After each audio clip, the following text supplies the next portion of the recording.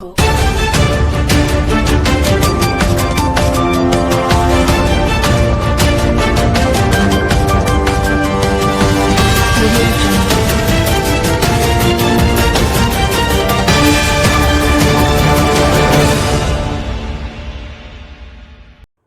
ખત્રી વિદ્યાલય અને એમડીઆઈ સ્કૂલ પાસેના ગંદકી અને ખરાબ રસ્તાને લઈને વિદ્યાર્થીઓ મુશ્કેલીમાં।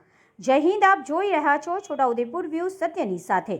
બોડેલીના અલીપુરા પાસે આવેલ ખત્રી વિદ્યાલય પાસેના રસ્તા પર ગંદકી અને પાણીનો ભરાવો અને ખરાબ રસ્તાને લઈને સ્કૂલના વિદ્યાર્થીઓ અને વાલીઓને ખૂબ જ મુશ્કેલી પડી રહી છે।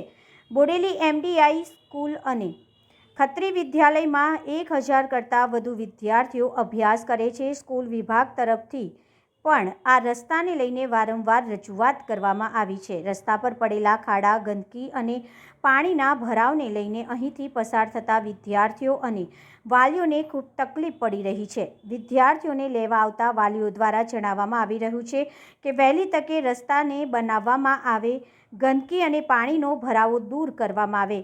ખત્રી વિદ્યાલયનો મુખ્ય માર્ગ છે, જેના પર પાઇપલાઇન તૂટી જવાથી, ખાડા ખાબોચિયા ભરાઈ રહેવાથી શાળાએ સાયકલ અને મોપેડ લઈને આવતા બાળકો વારંવાર પડી જવાની ઘટનાઓ પણ સામે આવી છે।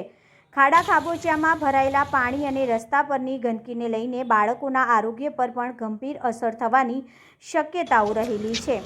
હાલમાં તો બોડેલી નગરપાલિકા બની ગયું છે, હવે તો સ્કૂલ આગળનો રસ્તો બનાવવામાં આવે તેવી માંગ કરવામાં આવી છે। Bureau report Virendrasinh Desai, Bodeli. અલીપુરા ખત્રી વિદ્યાલય સ્કૂલનો મેઇન રસ્તો છે, જ્યાં ગંદકી બહુ છે, પાણી ભરાય છે, છોકરાઓ પડે છે, 1000થી વધુ છોકરા સ્કૂલમાં ભણે છે। મેઇન રસ્તો છે, વહેલી તકે અમારી એવી માંગ છે કે આ રસ્તો વહેલી તકે બને। શું નામ તમારું? મારું નામ ખત્રી સુલેમાન છે। બોડેલી અલીપુરા ખત્રી વિદ્યાલયની આગળનો રસ્તો જે છે એ બહુ જ ખરાબ થઈ ગયો છે અને છોકરા લેવા મૂકવા આવીએ છીએ અમે રોજ જ, અને અમને ખૂબ તકલીફ પડે અને છોકરાઓ બી નાના નાના પડી જાય છે।